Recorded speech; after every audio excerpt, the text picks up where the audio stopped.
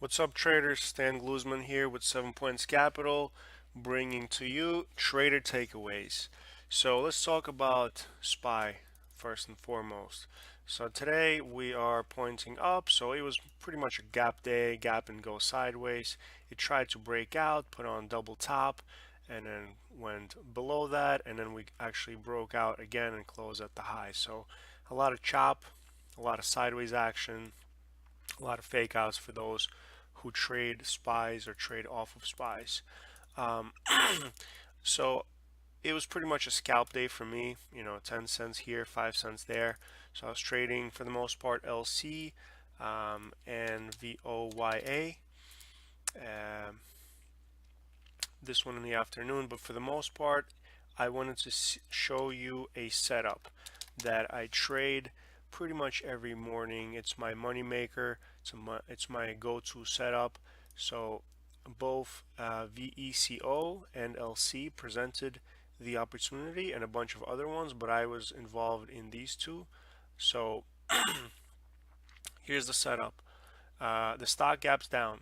Usually, if it gaps down 10% or more, uh, triggers the SSR restriction. That's always a plus because we're looking to join on the short side.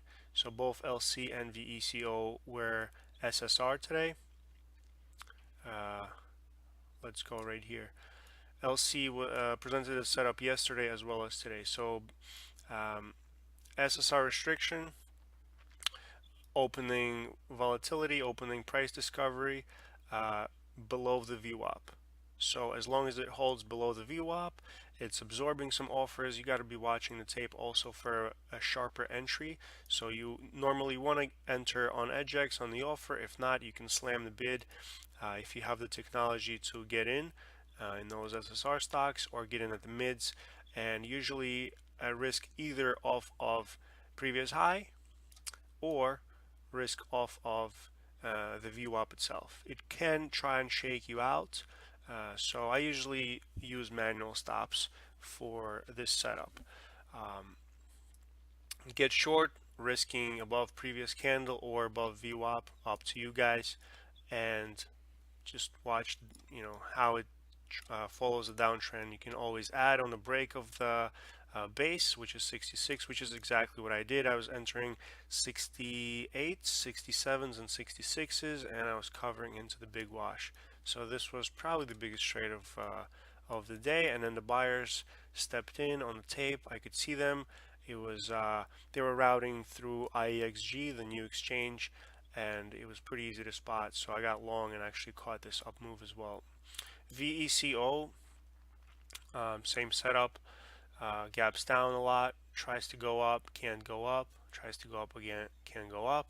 Um, Sets up on the back side, on the short side, and then once it breaks, you can actually enter in here and then again watch the downtrend. Again, risking either off of the VWAP or above VWAP and cover into the washout.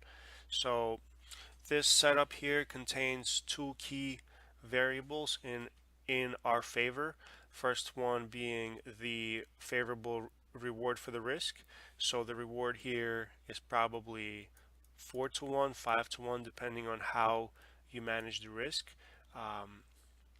In every single one of them, the reward for the risk is actually pretty good. And the other one is the percent of success, so the batting average, which, in my case, this setup works out much higher than 50% of the time. So if you have those two variables in your favor, you're looking at an A plus setup, which for me it is. So I actually have a scanner that scans every morning for this particular setup, and I attack every day, and this is my A plus go-to setup, especially on a slow day like today, when I can just put on 2, 3, 4 positions in the morning, close them out within 10 minutes, and then walk away, come back, re-attack at 3 o'clock. This is a great tool to have. So that's just a bit of a lesson for you guys. Um, Maybe some of you can add that to your arsenal. And yeah, that's it. So these were some of my setups for the day. Don't forget to smash the like button, subscribe to the channel if you want to see more great content. If you have any questions, you can tweet at me at Chocana Trader. Thank you for watching, and I'll see you next time.